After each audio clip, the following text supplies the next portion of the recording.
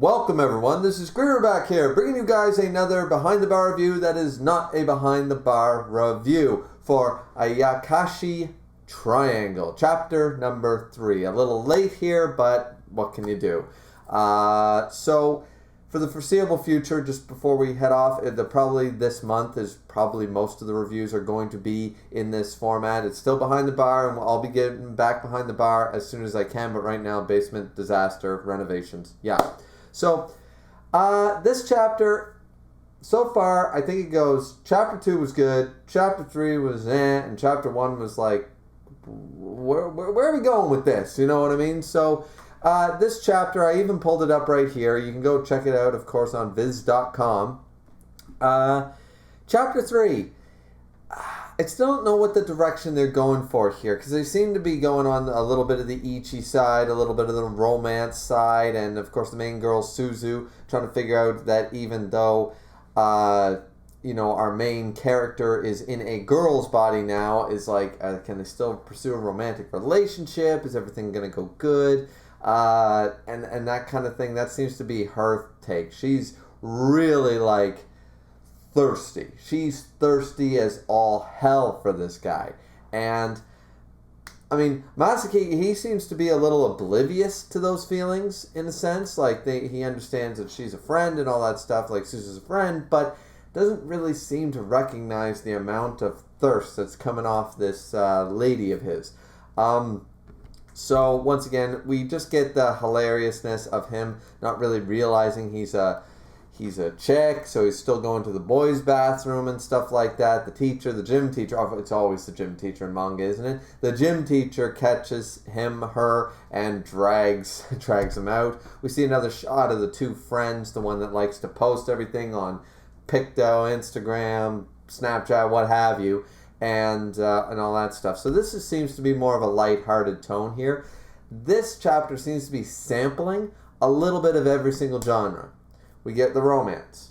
So far, we've had high school drama, we've had comedy, we've had Ichi, and we've had romance. And that's only in the first 10 pages already.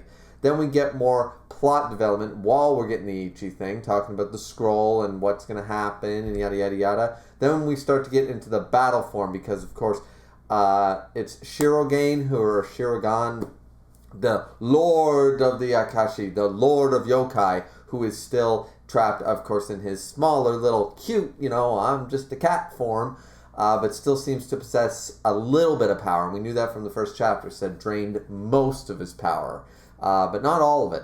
So still able to do a transformation, no jutsu, and I guess this could actually be described as the sexy no jutsu from Naruto, because he's transforming into a woman figure sort of idea. Not really trying to, though in this case I guess not, because didn't transform naked, didn't try to seduce our main character Masaki, but still went on to, try to trick him into revealing where the scroll was. So transforms back, grabs the scroll, heads out of the bathhouse.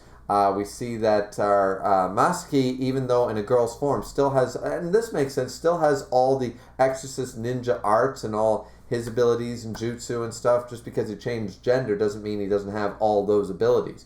Maybe his physical strength might have waned or something, but we're not seeing any of that. Still nimble, still agile, still has all the strength. So captures, uses a Sailor Moon or a jutsu transformation to get clothes, jumps out, basically captures Shirogane pretty easily. They run to Suzu once again, just covers him with all these, the sacred scrolls, I forget what they're called, the talismans sort of idea, paper talismans, and bang, bang, bang, bang, bang, seals them all up, just from head to toe. Once again, a bit of the comedy. So now we've had the action and the adventure part, we've had our romance, we've had our Ichi, and then we get our ridiculousness, and this is what reminds me about Chapter 1. This is why, Chapter 2 at least kept everything concise, but it seems like this series is trying to figure out where is its audience. Well, I don't really know how this works, but what do they pull?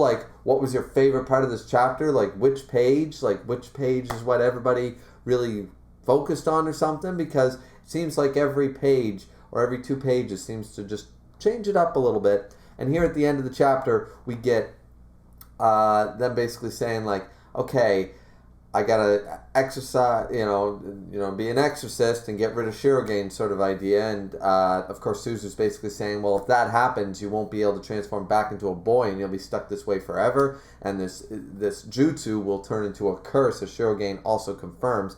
He could be lying. For all we know, it's entirely possible that by exercising or killing him, it would actually undo all of his magic, but they're not really willing. They don't really bring that up, and they're not willing to take that risk, it seems. Though Masaki is, Suzu is basically like, no, I won't let you do that, and they're just kind of like, I can't have this, of course. So I don't think we're going to go full blown Yuri with this sort of idea, that type of thing, but we're still going to keep on, do a girl on girl relationship. I mean, it's going to be there, it's going to be prevalent, but I don't think we're going to go full-blown, because she was pondering it and wondering about it this chapter, and then she just goes, no, you're a boy, you should be back into a boy's form because that's who you are, sort of idea. And in this case, this is where we get the other sort of like, wow, from the first chapter. It turns into, all right, well, I can't leave him out of my sight, and you won't let me exercise him, so I guess I'm taking him on as a pet. Okay, what? Like, I'm not really against it, but once again, like the end of chapter 1, it's like, where are we going with this? All of a sudden, we went from battle action ninja with a romantic side story, reminding me of Inuyasha, or maybe something a little bit like Shaman King, I guess, Rave Master, something like that. And now we're jumping into high school romantic drama, and now we're jumping back into the, like, keep your friends close, your enemies closer sort of idea. Like, all of a sudden, okay, I'm going to take the Lord of Yokai as a pet from here on out. So I still think that this manga is trying to find its thing, its rock, what people like about it. Once again, the art in this chapter was really nice to look at. The visuals are still really good, so I'm enjoying reading it.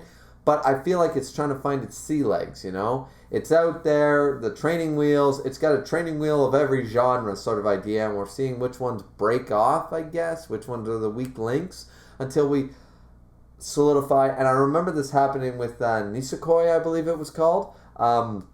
It started off as something completely different than what it ended up being. So I think a lot of mangakas and mangas are sort of testing the waters these days, what direction fans seem to be liking, waiting for the positive feedback in the first few chapters to try to see what people really like about it. I was hoping it would take more of the avenue of Black Cat. See, the thing is that most of these genres, as long as they very soon, like I'm talking in the next few chapters, next few weeks, they solidify what direction they're taking it and pick their genre, pick their choice of story and plot direction, and go from there. You can have all these elements, but this is feeling overloaded right now. With too many elements, too many directions the story can go. Are we doing a high school romance? Are we doing an adventure shonen with romance? Are we doing, I mean, clearly romance is going to be part of it, but which section? Are we doing just a comedy?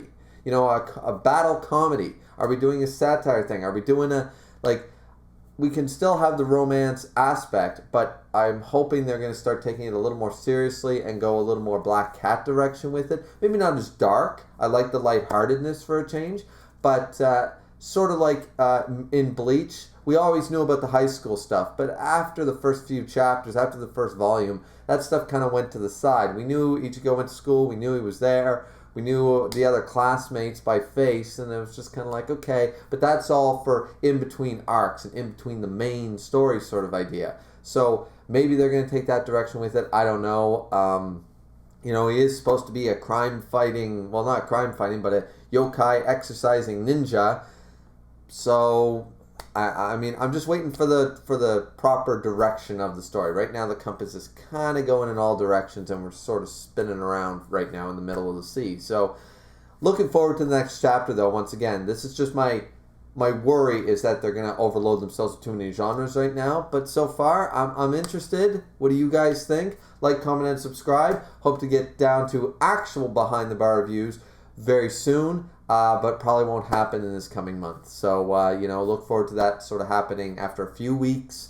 And so, because I just couldn't really eliminate that echo. Guys, if you want to know the real reason, I can clean up down there, but what's the point when it's so echoey on the audio side without the flooring and everything done right now? So, but that being said, hope you guys enjoyed. Hope you read the chapter and stuff and liked it. Like, comment, and subscribe. This has been Griever with your Behind the Bar reviews for Ayakashi Triangle, chapter number 3. We'll see you back here next time. Signing out.